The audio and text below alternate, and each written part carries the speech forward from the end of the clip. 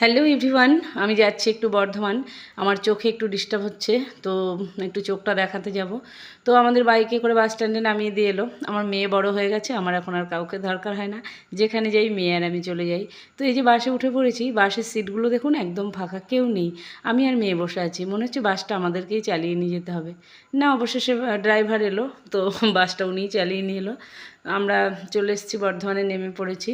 তো আমি দোকানটা খুঁজছিলাম যেখানে ডাক্তার দেখাবো এবং চশমাটা নেব। তো এই যে আমরা রোডটা পার হয়ে ওপারে গেলাম, গিয়ে চশমার দোকানে ঢুকে পড়েছি। তো আমার চোখ দেখানো হয়ে গেছে বিভিন্ন রকমের ফ্রেম দেখে দেখে।